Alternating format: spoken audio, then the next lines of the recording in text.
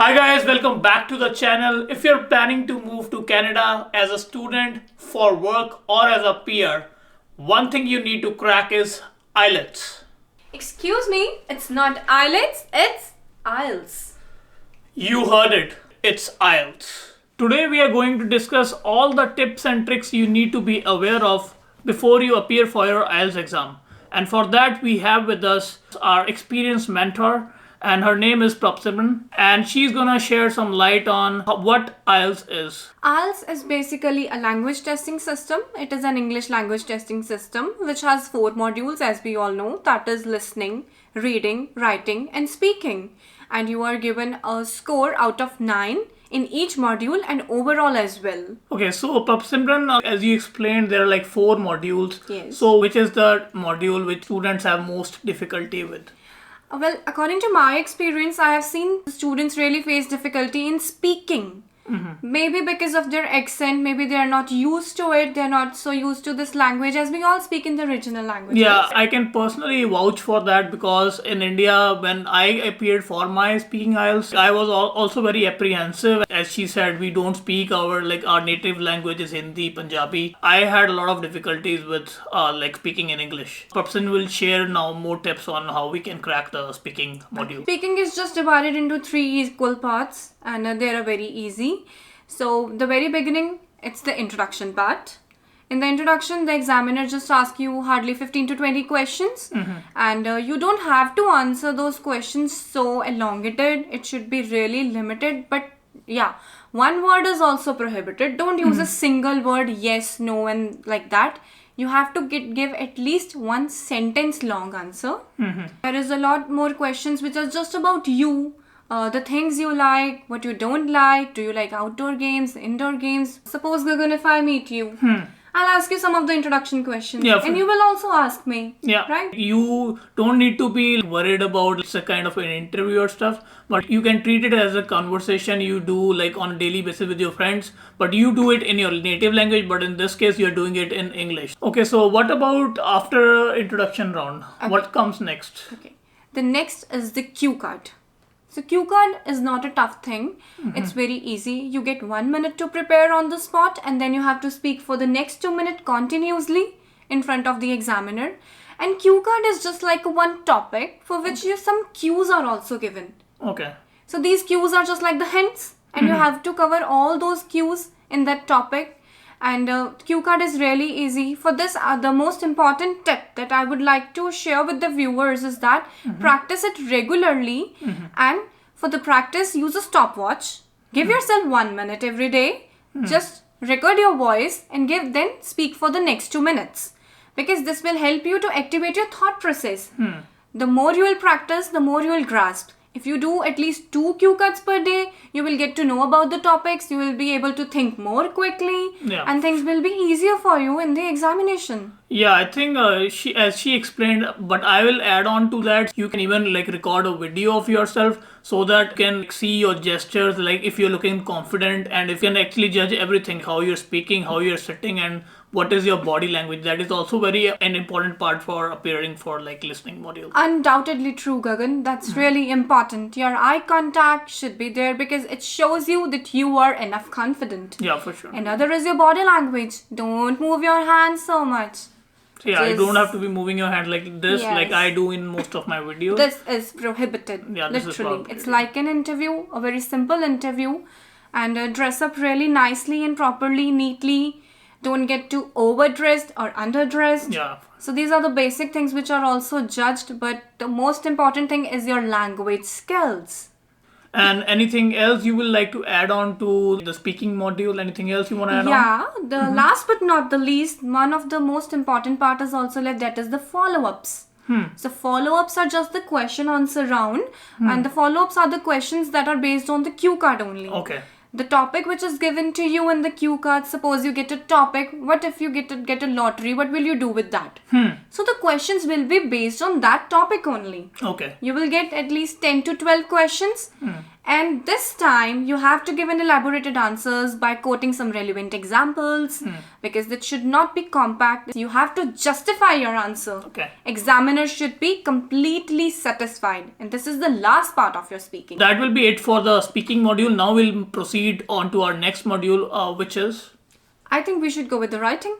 Yeah, so this writing is also a module where people struggle to get high bands. Let's just move forward with the writing module. Writing has two parts, task 1 and task 2. Task 2 constitutes more weightage. It's like 6:3. Task 2 goes for the 6 ratio and then other for the ratio 3. Okay. For the academic category, for the students, it's the task 1 is the graph, and for the general category, it's the letter. Okay. And for the task 2, it's essay, which is common for both the categories. Okay. And there is one confined word limit as well. Don't write lesser than the word limit. If you exceed, there is no deduction. But definitely you have to manage the time. Yeah. So for that, don't write too lengthy. Just be relevant. Just be quick. And will you suggest on we attempt like the first one or the second one? Which part should we attempt? Priority should be given to the task 2. As I told it holds more weightage. So always attempt that first because task 1 is quite easier than the task 2. Okay. So you'll be able to handle it in a lesser time. So any other tips you will like to add on to what you just explained? I'll give you the tips for essay, which is the task 2. Okay. And firstly, just read the question thoroughly, as I already told, and give the relevant answer. Keep care of the format. Be clear that what you have to write in it. And other parameters that you are going to be judged in writing is your grammar. Yeah. Task achievement is that have you answered it rightly or not? Are you not talking out of the box? You're giving the relevant answers. And quote examples as much as you can. Use the vocabulary. And for this, just practice regularly. Learn at least 2 words of vocabulary every day. If you need to score good in the writing module, you should know, like, if you are putting in some good words, you should know how to use them in a sentence. And let's move to the task 1. Task 1 is your graph in letter, which is really easy. It's very short task. There is no so much of vocabulary that you need for this task. This is the best part about it. Before we proceed on to our next module, that is listening, I like to say, like, if you have any doubts in all the 4 modules of the IELTS exam, you can post your comments in the comment section, and you can also follow us on Instagram. I'll put on the IDs on the screen and in the description as well. You can follow us there and send us messages. And now let's proceed on to our next module, that is listening. So Prab Simran will share more on that. Okay, so listening has 4 sections. It includes the 40 questions, 10 questions in each section. As you move ahead from section 1 to 4, the things become quite complicated. The questions become a little bit difficult, but it is not that difficult. And firstly, all you need is the concentration. Don't lose your track. So yeah, one example I like to share from my personal experience. In the recorder, like the lady spoke that the number for my client is 1, 2, 3, 4, 5, 6, 7, and then she immediately said, "Oh, sorry, that's the wrong one. The correct one is 7, 8, 9, 4, 6, 5."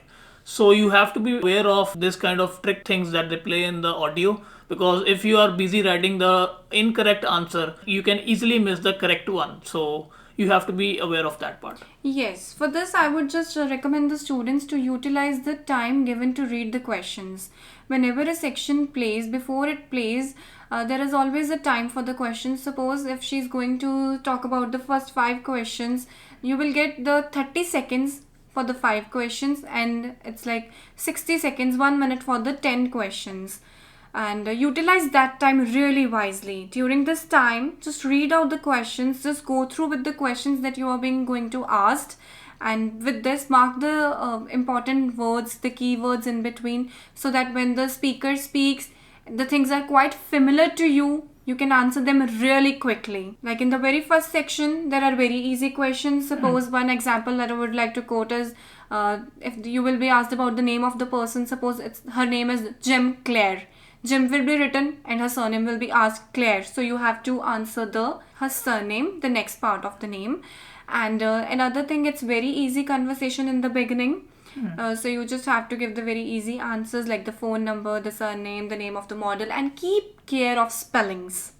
Spellings are really important. You know the answer. If you screw up with the spellings, you're not gonna get marks for that. So that is also a very important part of the listening module. Exactly.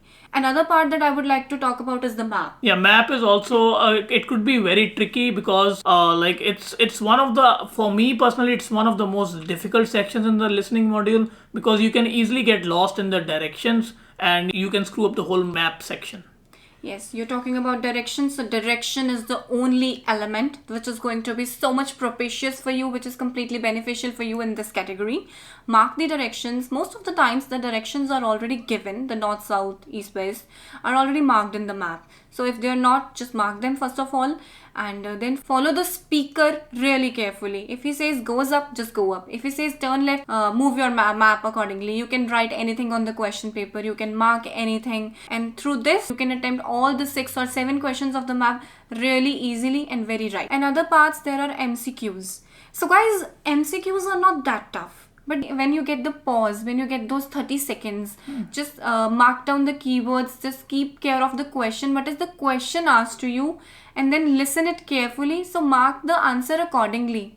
Another in the right section, the section 4, which is quite faster than the other sections. The speaker speaks quite faster as compared to the other ones, and in that there are only fill-ups. There is no other thing. 10 fill-in-the-blanks will be given. So in this section, mark the keywords, mark the words written before the blank and written after the blank. Your answer lies just in between that. And if the blank is in the end of the sentence, don't worry about that. Rest of the information is given. You just have to listen a single word which he will speak in the end of those relevant words, those matching words. So all I will say is your practice and concentration in this module. Now, as we have discussed listening module, I think we have discussed a lot of tips on it. So let's just move on to our last module, and that is reading module. So for me, the listening is the easiest, and then comes the reading module. So reading module is also very important if you want to get high bands. So let's just discuss more on reading module now. Reading is very easy. It's not that tough at all. Reading has 3 passages in total, and you have 1 hour to solve all the 3 passages. So in all the 3 passages, you have in total 40 questions. First passage is comparatively easier than the rest of the 2 passages. And so I would just recommend the students to firstly attempt the first passage. Second is quite time consuming. According to my experience, I've seen that second is quite time consuming. So leave it for the last. Firstly, do the first passage. The third passage is also one of the easier one, and then do the second passage. So the order should be 1, 3 and 2. If you do it like that, I think you can really manage the time really well. So moving from the very first passage, the beginning, generally the questions are the true and false questions, and the whole of your content has all the answers in it. Don't just get confused. For the true, the information is exactly written in that. So that is the true answer. And for false, there should be something which is written against it. And the not given is something that make the people really confused. Students generally get confused about the not given. Not given is something about which the examiner is just not talking about. You just have to keep the focus on whole of the information of the sentence. It's not like half of the information is given and half is not given. So it is false. It's not false. If half is not given, half is given, it's just completely not given. As she explained, everything is in the passage. So for that, you need to understand the passage really well. Because if you understand what passage is trying to say, it will be easier for you to find all the answers. Yeah, firstly just go through the questions, that what are the demands of the questions. You will get a little idea about the passage, what the passage is talking about. Then the first approach should be skim and scan, which is really favorable.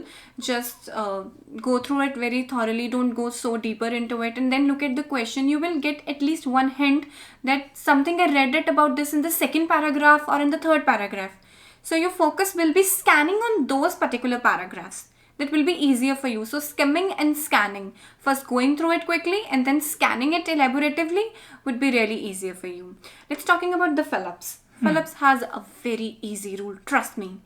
It has just the sentence formation rule. The rule is subject plus verb plus object. This is the rule which is used in the sentence formation. So in the fill-ups, any one of the 3 things will be missing. Whether the subject will be missing and the verb and object will be given to you, and you just have to find that subject where those verb and objects are given in a sentence or in a paragraph. You will get the rest third thing over there only. For 95% of the times, the fill-ups are generally in a given order as per the paragraph. So there is one section that is match the headings. Will you like to elaborate more on that as well? Yeah, that is one of the section which consumes a lot of time, and people generally get confused over there. They feel that the heading, heading B is matching the paragraph A as well and paragraph B as well.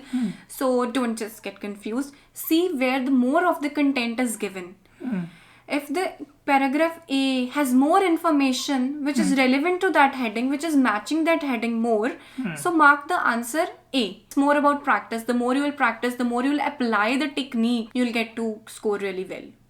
Yeah, one thing I'll like to add on the practice part is that you can practice a lot, but you need to evaluate. You need to know what mistakes you are making so that you don't repeat them again and again. Okay, one important information that I would like to share with the viewers, Gagan, that sometimes students, they generally do one very common mistake in the examination time is that they find all the answers, all the 40 answers are there in their hand, but on their question paper. Okay. And they have to write all the answers in that 60 minutes only. You'll not get any extra time to get it noted on your answer sheet. So please, whenever you find the answers, suppose you have done with the one section that is true, false, or if you're done with the one passage, just quickly note it down on your answer sheet. So you heard it from the expert. So these are all the tips we will like to share for all the 4 sections. If you still have any doubts, you can, as I told you earlier, you can post it in our comment section or follow us on Instagram and messages. We'll get back to you for sure. If you find this video informational, please share it with your friends and family. And if you really want us to make the individual videos for each module and elaborated ones, do share your views with us. Just tell us and we will definitely try to help you out with the another videos. And please do subscribe to Abroad Ka Indian. And thank you for watching and bye now.